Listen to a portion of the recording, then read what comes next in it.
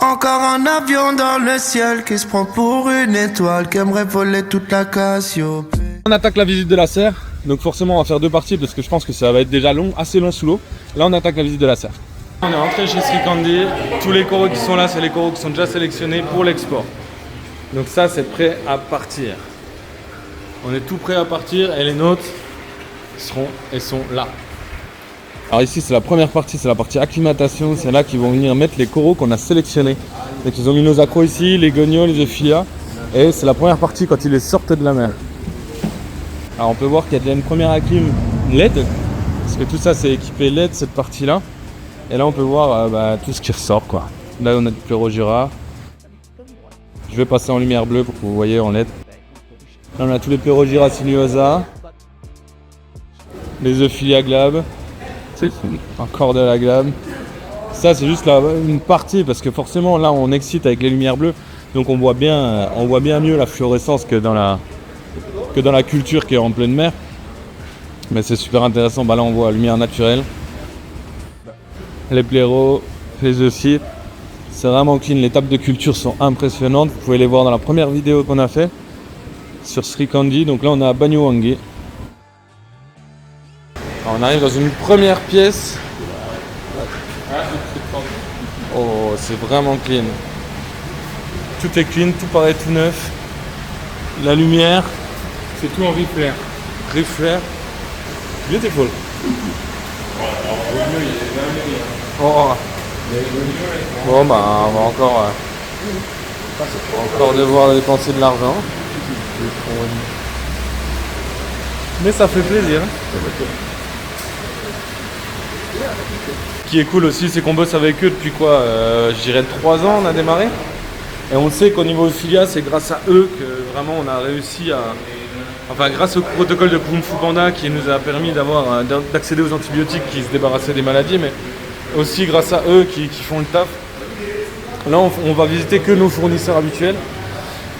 Donc c'est vrai que c'est super cool de valider ce qu'on voit en termes de quali et ce qu'on voit en termes d'image et de venir sur place et de se rendre compte qu'on se fait pas avoir, que c'est ça quoi. Et ça c'est vraiment top.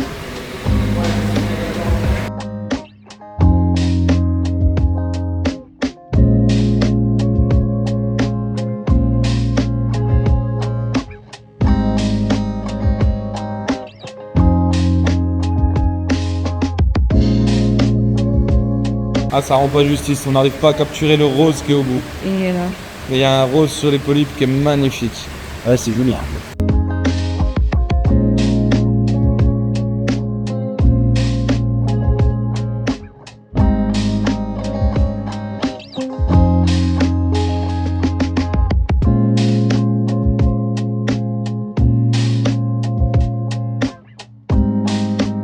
Super rassurant sur ce genre de fournisseur, c'est que voilà, ils nous confirment qu'ils utilisent les mêmes protocoles que nous, que ce soit antibiotiques, que ce soit pour la neutralisation de l'antibiotique, pour les DIP.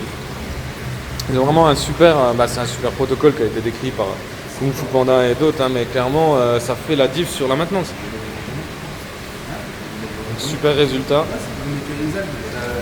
Ça c'est des mois et des mois de gagner, c'est une importation qui se passe dans des bonnes conditions, nous on refait le même, on l'acclimate et c'est vraiment un super pré-boulot qui est fait avant l'acclimatation vraiment à l'aquariophilie récifale. On gagne du temps, on gagne des mois et surtout on évite les morts quoi. Il y a très peu de mortalité maintenant. Parce que c'est vrai, avant ce qui se passait, je suis tout bleu, je suis un schtroumpf, avant ce qui se passait c'était assez compliqué, on rentrait des coraux, les euphilia notamment, les gonios, même les accros, on avait des RTN, des STN, on avait plein de maladies qui se développaient et on se disait merde mais qu'est-ce que j'ai foutu.